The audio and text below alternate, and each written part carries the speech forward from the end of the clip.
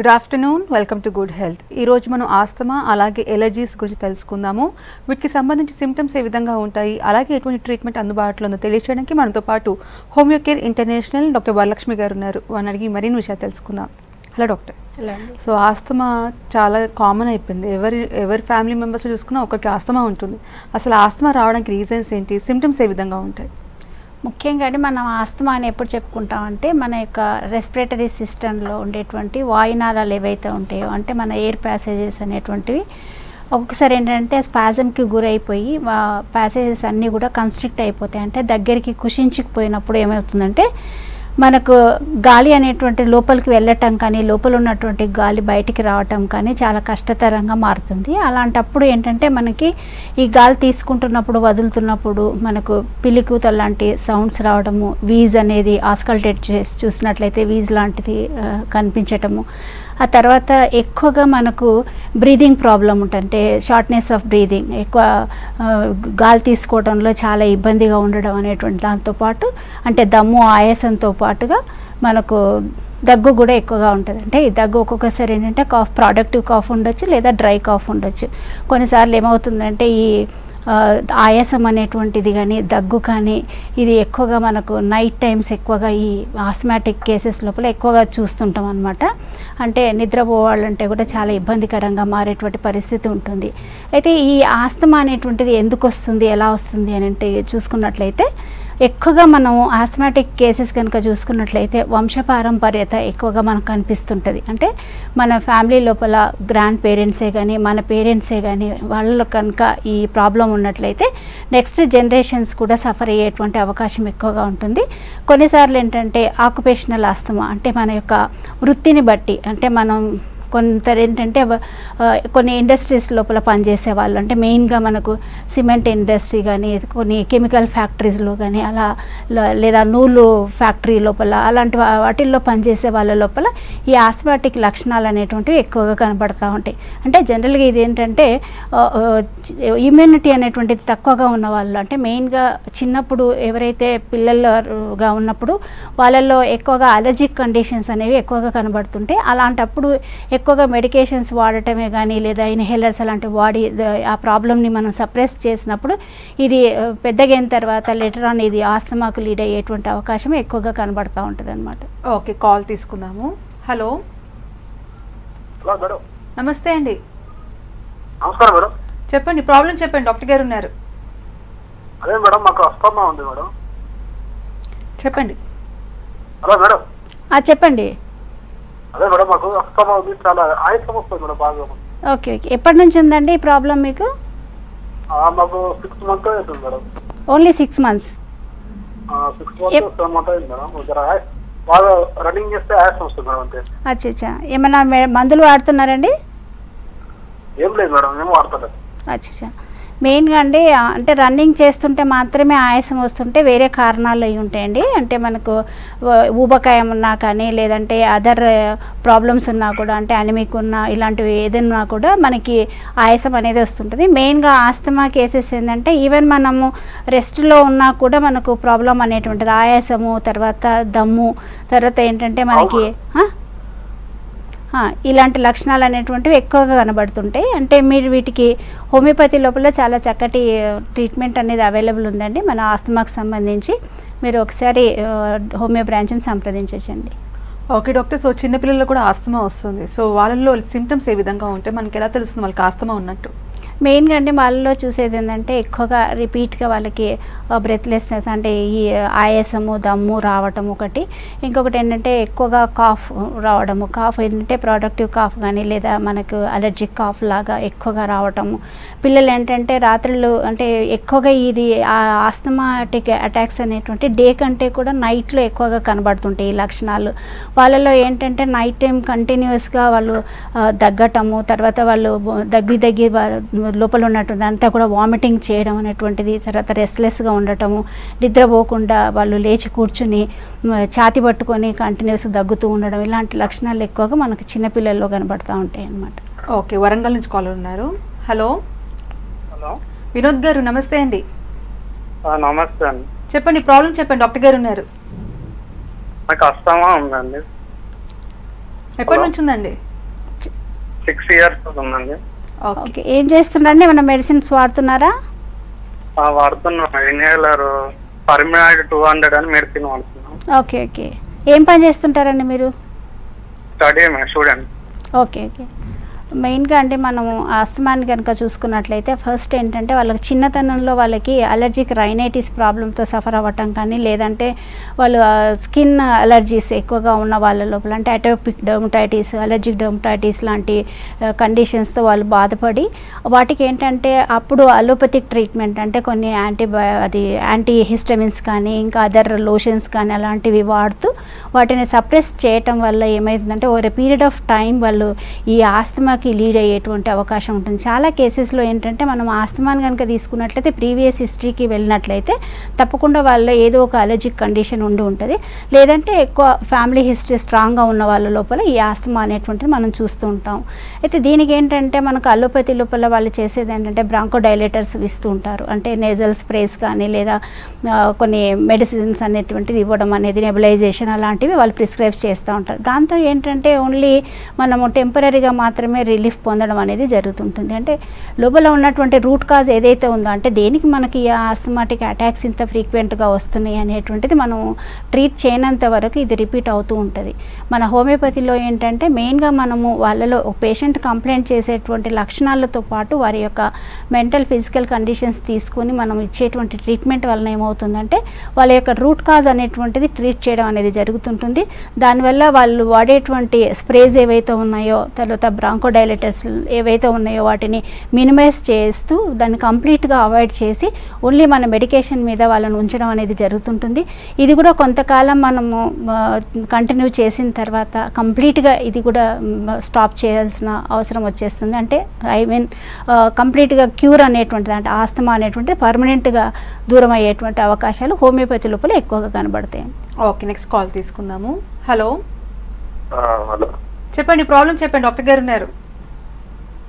Madam అది నా పేరు కుమార్ అండి. చెప్పండి కుమార్ గారు. నాకు ఇంత ముందుకు 3 months కింద బాగా దగ్గు వచ్చింది మేడం. ఓకే, దగ్గు వస్తే డాక్టర్ గారి దగ్గరికి వెళ్తే ఎక్స్రే తీయించి బాగా నీరు వచ్చిందని చెప్పిండు. అచ్చా, దానివల్ల టాబ్లెట్స్ వాడినా తగ్గట్లేదు. Okay okay.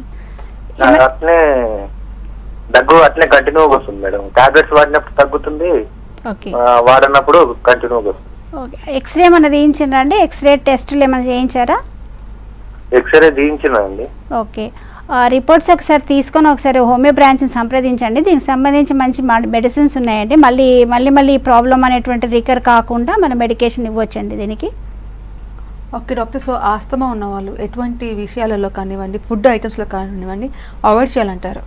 మెయిన్గా అండి మనం ఆస్మాటిక్ కేసెస్ కనుక తీసుకున్నట్లయితే ఎక్కువగా మనకు వెదర్తో అంటే సడన్ చేంజ్ ఆఫ్ వెదర్ అంటే కోల్డ్ నుంచి హీట్కి రావటం కానీ, లేదా వింటర్ స్టార్ట్ అయినప్పుడు కానీ, లేదా రెయినీ సీజన్ స్టార్ట్ అయినప్పుడు కానీ ఎక్కువగా మనం ఈ కంప్లైంట్స్ అనేటివి ఎక్కువగా చూస్తుంటాము. అలాంటి వెదర్కి మనం ఎక్స్పోజ్ అవుతున్నప్పుడు కొన్ని ప్రికాషన్స్ తీసుకోవడం అనేటువంటిది ఎంతైనా అవసరం ఉన్నది. ఇంకొకటి ఏంటంటే ఒక్కొక్క పేషెంట్కి ఒక్కొక్కరికి డిఫరెంట్గా ఉంటుంది ఫుడ్ హ్యాబిట్స్ కూడా. అంటే ఫుడ్ అలర్జీస్ అంటే కొన్ని రకాలైనటువంటి ఫుడ్ తీసుకోవటం వల్ల ఆస్తమా అనేటువంటిది ఎక్కువ కావటం అనేది తరచూ చూస్తుంటాం. మెయిన్గా ఏంటంటే చల్లటి పదార్థాలు అంటే ఐస్ క్రీమ్స్ కానీ, ఫ్రిడ్జ్లో పెట్టినటువంటి వస్తువులు తీసుకోవటం వల్ల కానీ, కొన్ని సిట్రస్కి సంబంధించినటువంటి ఐటమ్స్ తీసుకోవటమే, ఫ్రూట్స్ లాంటివి తీసుకోవటం వల్ల కానీ ఈ ప్రాబ్లం అంటే ఫ్రైడ్ ఐటమ్స్ ఇలాంటివి తీసుకున్నప్పుడు ఏమవుతుందంటే ఆస్తమా అనేటువంటిది ఇంకా అగ్రివేట్ అయ్యేటువంటి అవకాశం ఎక్కువగా ఉంటుంది. కాబట్టి అలాంటి వాటిని మనం అవాయిడ్ చేస్తూ మనకి కొన్ని ప్రికాషన్స్ కనుక తీసుకున్నట్లయితే ఖచ్చితంగా మనము ఆస్తమాని మనము కొంతవరకు ప్రివెంట్ చేసుకోవచ్చు. ఓకే, నెక్స్ట్ కాల్ తీసుకుందాము.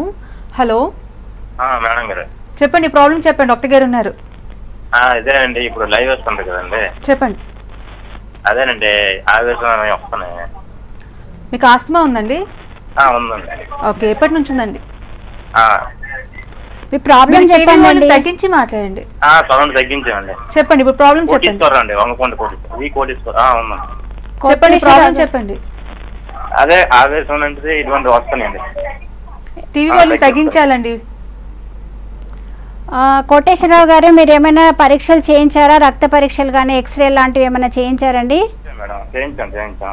ఏమున్నాయండి? ఏమైనా వచ్చింది రిపోర్ట్? ఇంకోటి అంటే మనకి చిన్నది నడిచినప్పుడు గట్రా ఆవేసినట్టుగా వస్తుంది. అదే మేడం. ఓకే అండి, మీ ఆయాసంకి సంబంధించి కూడా మెడిసిన్స్ హోమియోపతి లోపల ఎక్సలెంట్ ట్రీట్మెంట్ ఉందండి. మీ యొక్క రిపోర్ట్స్ తీసుకుని మీరు హోమియో కేర్ బ్రాంచెస్ని సంప్రదించండి. తప్పకుండా మీ యొక్క సమస్యకి పరిష్కారం అనేది ఉంటుందండి. ఓకే డాక్టర్, సో ఆస్తమా వల్ల ఎటువంటి కాంప్లికేషన్స్ వస్తాయంటారు? మనకి ఏంటంటే మెయిన్గా ఆస్తమా వల్ల వచ్చేది ఏంటంటే ఒక్కొక్కసారి ఏంటంటే కంప్లీట్గా అంటే ఆస్తమాని మనం అర్లీగా గమనించుకొని మనం ట్రీట్ చేయనట్లయితే కొన్నిసార్లు ఏంటంటే కొలాప్స్ అయ్యేటువంటి అవకాశం కూడా ఉంటుంది. పూర్తిగా మనకు శ్వాస అనేది ఆగిపోయి దాంతో మనకు కాంప్లికేషన్స్ వచ్చే అవకాశం ఎక్కువగా ఉంటుందండి. ఓకే, సో ఇప్పుడు వింటర్ సీజన్ నుంచి సమ్మర్కి వచ్చేసాము. సో సమ్మర్లో కూడా ఆస్తమా అటాక్స్ ఉంటాయంటారా? జనరల్గా రెయినీ సీజన్, వింటర్ సీజన్లో ఆస్తమా అటాక్స్ ఎక్కువగా ఉంటాయి, బ్రీతింగ్ ప్రాబ్లం ఎక్కువగా ఉంటుంది.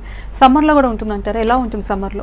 కంపారిటివ్లీ సమ్మర్లో మనకి తక్కువగానే ఉంటుందండి. కాకపోతే ఏంటంటే ఈ ఆస్తమా టెండెన్సీ ఉన్న పేషెంట్స్ లోపల ఎవరైతే వాళ్ళు సమ్మర్లో అంటే ఆ హీట్ని తట్టుకోలేక వాళ్ళు తీసుకునేటువంటి కోల్డ్ ప్రోడక్ట్స్ ఏవైతే తీసుకుంటారంటే మనకు వాటరే కానీ ఐస్ క్రీమ్సే కానీ కూల్ డ్రింక్స్ అంటే మనకు డిజైర్ ఉంటుంది అనమాట. సమ్మర్లో ఏదైనా చల్లగా తీసుకోవాలనేటువంటి అని అనిపిస్తూ ఉంటుంది. అలాంటి వాళ్ళు ఏంటంటే వాళ్ళకున్న సమస్యను గమనించుకోకుండా వాళ్ళు అలాంటివి తీసుకోవటం వల్ల కానీ, తర్వాత ఏసీని ఎక్కువగా ప్రిఫర్ చేసి ఏసీలో ఉండటం కానీ, డైరెక్ట్గా కూలర్కి ఉండటం వల్ల కానీ, లేదా ఫ్యాన్కి ఉండటం వల్ల ఈ సమస్యలు అనేటువంటి ఈవెన్ సమ్మర్లో కూడా కొందరిలో చూడొచ్చండి. ఓకే, నెక్స్ట్ కాల్ తీసుకుందాము. హలో. హలో, నమస్తే అండి. నమస్తే మేడం. చెప్పండి, ప్రాబ్లం చెప్పండి. డాక్టర్ గారు ఉన్నారు. మేడం, డాక్టర్ గారు అండి, ఇప్పుడు మామూలుగా మాకు ఒక 5 నెలల బట్టి మేము వర్క్ చేస్తామండి. అచ్చా. ఆ వర్క్ వల్ల మాకు ఆస్మాను దగ్గు బాగా వచ్చేదండి. ఏం పని చేస్తారండి మీరు? డోర్ పాలిష్ చేస్తానండి. Okay okay. దానివల్ల వచ్చేదండి. ఇప్పుడు 5-6 సంవత్సరాల బట్టి మేము టాబ్లెట్లు అనగా ఇది ఇన్హేలర్ గా ఈ పీలుస్తా ఉంటే అది తగ్గేది, మళ్ళీ తెల్లారి పనికి వెళ్ళిపోతా ఉంటామండి. అచ్చా. ఓకే. అది అయితే మాకు పిల్లలు లేరండి, దానివల్ల నాకు ప్రాబ్లం అండి. ఓకే ఓకే ఓకే అండి. మెయిన్గా మీరు చేసేటువంటి పని అంటే ఒక్కొక్కసారి ఏంటంటే ఆస్తమాటిక్ అటాక్ అనేటువంటిది ఏంటంటే ఎక్కువ కొన్నిసార్లు స్ట్రాంగ్ స్మెల్ అంటే పెయింటింగ్ స్మెల్ చూడడం వల్ల కూడా మనకు ఉన్నటువంటిది అంటే దాంతో మనకు ఆస్తమా అనేటువంటిది డెవలప్ అవ్వదు. కాకపోతే ఏంటంటే మీ బాడీ లోపల ఆ లక్షణం అనేది ఉన్నది. అంటే మీకు ఈ ఆస్తమా అనేటువంటిది మీకు ఆ టెండెన్సీ ఉన్న వాళ్ళలో ఏంటంటే ఈ పెయింటింగ్ స్మెల్ కానీ కొన్ని మనం చేసేటువంటి వృత్తిపరమైన వాటి వల్ల ఏమవుతుందంటే ఇది ఒక ట్రిగర్ ఫ్యాక్టర్గా పనిచేస్తుంది అనమాట. అంటే ఉన్న కంప్లైంట్ని కొంత ఇంకా అగ్రివేట్ చేసేటువంటి అవకాశం ఎక్కువగా ఉంటుంది. మీకు ఏంటంటే ఈ మెడిసిన్స్ తీసుకోండి, అంటే హోమియోపతి లోపల మీకు ఆస్తమాకు సంబంధించిన మెడిసిన్స్ ఉన్నాయండి. మీరు ఆల్రెడీ ఇన్హేలర్స్ అవన్నీ వాడుతున్నాం అంటున్నారు. వాటితో ఏంటంటే లాంగ్ రన్లో మీకు సైడ్ ఎఫెక్ట్స్ ఎక్కువగా ఉంటూ ఉంటాయి. కాబట్టి వాటిని కంప్లీట్గా అవాయిడ్ చేసి మీరు హోమియో ట్రీట్మెంట్ కనుక తీసుకున్నట్లయితే మనకు హోమియోపతి లోపల ఎలాంటి సైడ్ ఎఫెక్ట్స్ ఉండవు. మీరు ఎంతకాలం మెడిసిన్ వాడినా కూడా దాంతో ఎలాంటి ఇబ్బంది అనేది ఉండదు. ఇంకొకటి ఏంటంటే ఈ హోమియోపతి మెడిసిన్స్తో మనకు ఎలాంటి ఫుడ్ రిస్ట్రిక్షన్స్ కూడా ఉంటాయి. అంటే చాలామందికి ఉన్న అపోహ ఏంటంటే హోమియో మెడిసిన్స్ కనుక వాడుకున్నట్లయితే శరీరంలో వేడి ఎక్కువగా అవుతుందనేసి, లేదంటే బాగా పథ్యం చేయాల్సి ఉంటుందనేసి, లేదా బాగా దీర్ఘకాలంగా వాడితేనే రిలీఫ్ ఉంటుంది అనేటువంటి అపోహ చాలా మందిలో ఉంది. చాలా పేషెంట్స్ మమ్మల్ని రెగ్యులర్గా అడుగుతూ ఉంటారండి. ఇలాంటిది ఓన్లీ అపోహ మాత్రమే. హోమియో మెడిసిన్స్ అనేటువంటి ఇవ్వడం ద్వారా మనము ఈవెన్ విదిన్ ఏ వీక్ టైం లోపల మనము ఈ ఇన్హేలర్స్ని స్టాప్ చేసిన సందర్భాలు చాలా ఉన్నాయి. ఈ మెడిసిన్స్ వాడటం వల్ల మీకు ఇమీడియట్గా అంటే అట్లీస్ట్ 1 మంత్ లోపలనే మీకు చేంజ్ అనేది డెఫినెట్గా కనబడుతుంది. మీకు ఎట్లాంటి పథ్యం అలాంటివి కూడా అవసరం లేదు. వీటిని వాడడం వల్ల అంటే 1-2 ఇయర్స్ 3 ఇయర్స్ వాడినా కూడా మీకు ఎలాంటి సైడ్ ఎఫెక్ట్స్ అనేవి ఉండవు. కాబట్టి మీరు ఈ హోమియోపతి ట్రీట్మెంట్ ప్రిఫర్ చేయడం మంచిదండి. ఓకే, నెక్స్ట్ కాల్ తీసుకుందాము. హలో. హలో, చెప్పండి, ప్రాబ్లం చెప్పండి. డాక్టర్ గారు ఉన్నారు. హలో, చెప్పండి. మేడం రవికుమార్ ని మాట్లాడుతున్నాను మేడం. అవునండి, చెప్పండి. చెప్పండి మేడం. మా పాపకు 7 ఇయర్స్ మేడం. ఓకే. అయితే బాగా దగ్గు, బాగా నిద్రలో బాగా దగ్గుతుంది మేడం. బాగా ఆయాసపడుతుంది మేడం. దాని గురించి ఏమన్నా పాప బాగా ఇబ్బంది పడుతుంది మేడం. తరచూ జలుబు చేస్తుంటదండి పాపకి? అవును మేడం, బాగా జలుబు చేస్తుంటది. బాగా నైట్ మాత్రం నిద్రలోనే తగ్గుతుంది మేడం, బాగా నిద్రలోనే తగ్గుతుంది, చెమట అలాంటివి ఏం రాదు మేడం. Okay okay. జనరల్గా అండి మనకు ఈ చిన్నపిల్లల్లో ఏంటంటే కామన్గా మనం 5 to 10 years లోపు వాళ్ళ లోపల ఇమ్యూనిటీ అనేటువంటిది చాలా తక్కువగా ఉంటుంది. అంటే వాళ్ళల్లో రోగనిరోధక శక్తి అనేటువంటిది తక్కువగా ఉండడం వల్ల ఏ చిన్నదానికి వాళ్ళు ఎక్స్పోజ్ అయినా కూడా, అంటే ఒక కోల్డ్ వెదర్కి ఎక్స్పోజ్ అయినా, లేదంటే ఏదైనా వాళ్ళకి పడని వస్తువు తిన్నా కూడా, ఫుడ్ అలర్జీస్ కానీ కొన్ని మెడికేషన్స్ తీసుకోవటం వల్ల కానీ వాళ్ళలో ఏంటంటే అలర్జీ అనేటువంటిది డెవలప్ అవ్వడం అనేది చాలా సర్వసాధారణం అన్నమాట. మెయిన్గా చిన్నపిల్లల రెసిస్టెన్స్ తక్కువ ఉండటం వల్ల వాళ్ళకి ఏంటంటే పదే పదే వాళ్ళకి కోల్డ్ చేయడం అనేటువంటిది, ఎక్కువగా ముఖ్యమట వాటర్ కారడము, దగ్గు దమ్ము అలాంటివి మనం ఎక్కువగా చూస్తూ ఉంటాము. ఇది ఈ చిన్న వయసులోనే మనం కనుక దీనిని కామన్గా అలర్జిక్ రైనైటిస్ అని చెప్తుంటామండి ఈ కండిషన్ని. ఇది కనుక మనం ఈ స్టేజ్ లోపల కనుక మనం ట్రీట్ చేసుకున్నట్లయితే ఇది పెద్దగా అయిన తర్వాత ఆస్తమాకు లీడ్ అయ్యేటువంటి అవకాశం ఉంటుంది. కాబట్టి మీరు ఈ హోమియోపతి లోపల అలర్జీకి సంబంధించినటువంటి ట్రీట్మెంట్ ఉందండి. ఇప్పుడు మెయిన్గా ఈ అధునాతనమైనటువంటి ట్రీట్మెంట్ అవైలబుల్ ఉంది.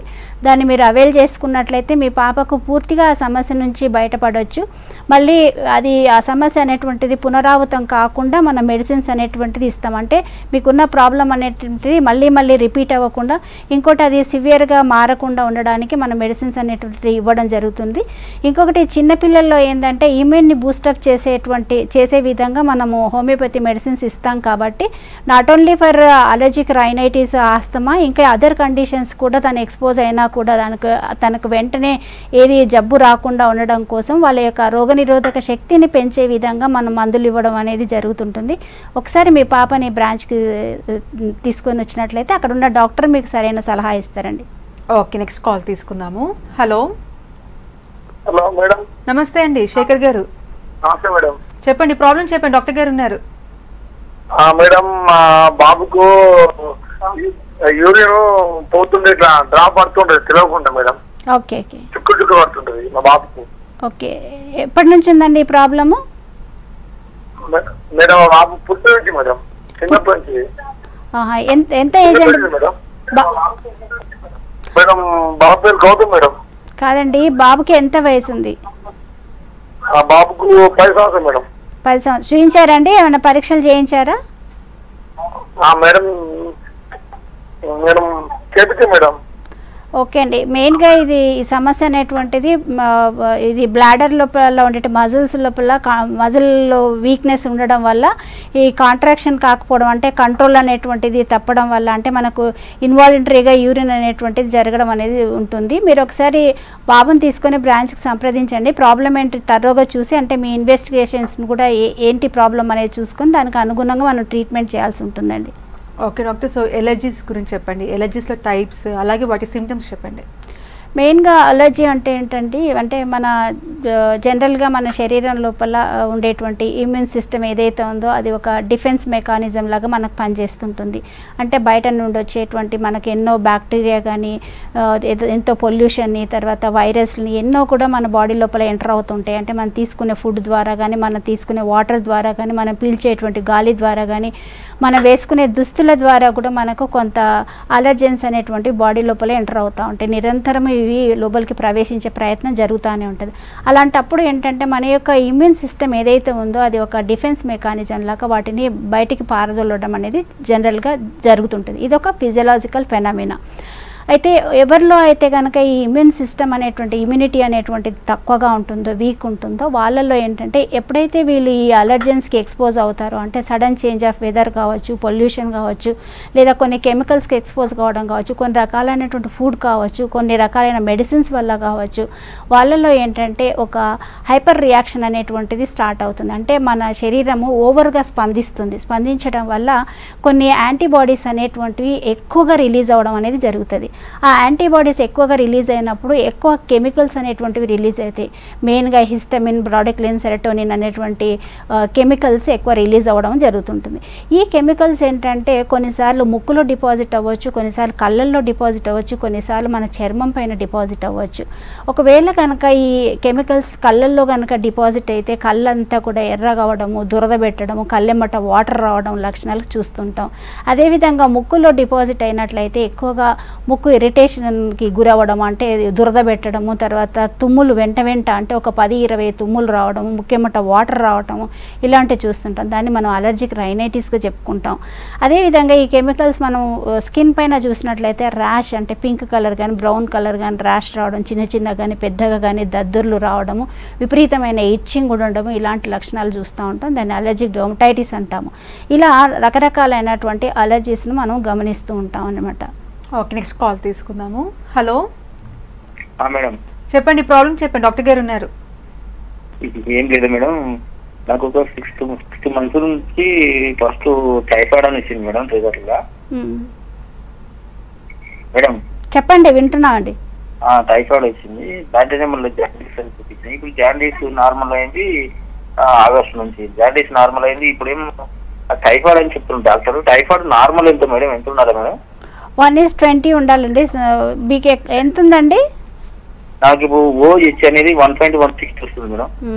మీరు ఒకసారి మళ్ళీ ట్రీట్మెంట్, అది టైఫాయిడ్ ట్రీట్మెంట్ అనేది మీరు మోస్ట్లీ యాంటీబయాటిక్స్ ఇచ్చి ఉంటారండి. అది కంప్లీట్ కోర్స్ చేయాలి. తర్వాత దానికి ఫుడ్ అదంతా కూడా మీరు ప్రాపర్గా, అంటే ఈజీగా డైజెస్ట్ అయ్యేటువంటి ఫుడ్ తీసుకోవడం, ఎక్కువ వాటర్ తీసుకోవడము, కొంచెం రెస్ట్గా ఉండడము, అదన్నీ కూడా మనము ఫాలో చేయాల్సి ఉంటుంది. దాని తర్వాత మీరు అవసరమైతే మళ్ళీ హోమియో ట్రీట్మెంట్ స్టార్ట్ చేయండి. హోమియోలో కూడా మనం సిమ్టమాటిక్గా మనం ట్రీట్మెంట్ చేయడం అనేది జరుగుతుంది. పర్టికులర్గా మీరు టైఫాయిడ్కే కాకుండా మీకున్నటువంటి రోగ లక్షణాలను మనం పరిగణలోకి తీసుకొని ట్రీట్మెంట్ ఇవ్వడం అనేది జరుగుతుంది.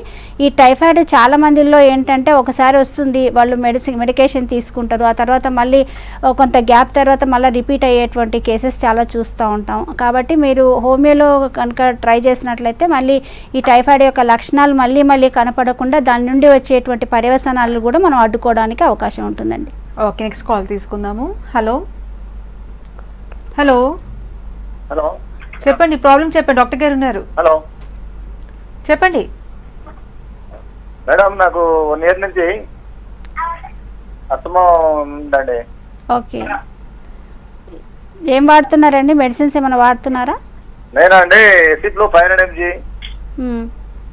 Inhaler వాడుతున్నాండి, సాలిప్లేర్ inhaler. ఓకే, తర్వాత లీస్ మోంట్, ఇది దాదాపు 6 months నుంచి వాడుతున్నా. ఓకే ఓకే, ఏమాత్రం కూడా ఇది తగ్గినట్టుగా లేదు మేడం. ప్రోగ్రామ్ చూసి ఫోన్ చేస్తున్నా. ఓకే అండి, థ్యాంక్ యూ అండి. ఇది తగ్గదండి ఆ ప్రాబ్లం. అది వాడినంత వరకు మాత్రమే మీకు రిలీఫ్ అనిపిస్తుంటుంది. మళ్ళీ అది మానేశారంటే వెంటనే మళ్ళీ అటాక్ అనేది స్టార్ట్ అవ్వడం జరుగుతుంటుంది.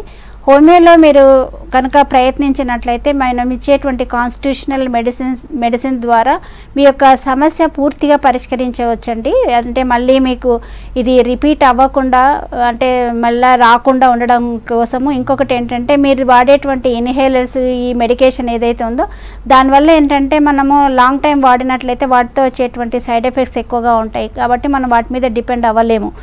మీరు హోమియో ద్వారా కనుక ట్రీట్ చేసుకున్నట్లయితే ఏమంటే ఎలాంటి సైడ్ ఎఫెక్ట్స్ ఉండవు. తర్వాత మళ్ళీ మనకు జీవితంలో పునరావృతం కాకుండా కూడా మనం ట్రీట్మెంట్ ఇవ్వడం జరుగుతుందండి. ఓకే, వరంగల్ నుంచి కాల్ ఉన్నారు. హలో హలో చెప్పండి, ప్రాబ్లం చెప్పండి, డాక్టర్ గారు ఉన్నారు. నమస్కారం డాక్టర్ గారు. నమస్తే అండి. నాకు ఒక 2 years నుంచి ఈ చెస్ట్ లో ఒక ఇన్స్పెక్షన్ వచ్చిందమ్మా.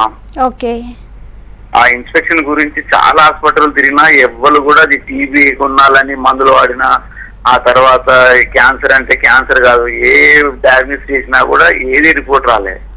లాస్ట్ కు అపోలో హాస్పిటల్లో దీనికి ఇది వర్ణకాలజీ ఫంగల్ ఇన్స్పెక్షన్ అని చెప్పి వాళ్ళు ఐడెంటిఫికేషన్ చేసింది మేడం. చేసి ఇప్పుడు దానికి రోజుకు 1500 రూపాయల టాబ్లెట్స్ చొప్పున ఇప్పుడు నేను 5 నెలల బట్టి వాడుతున్నాను మేడం. ఓకే అండి.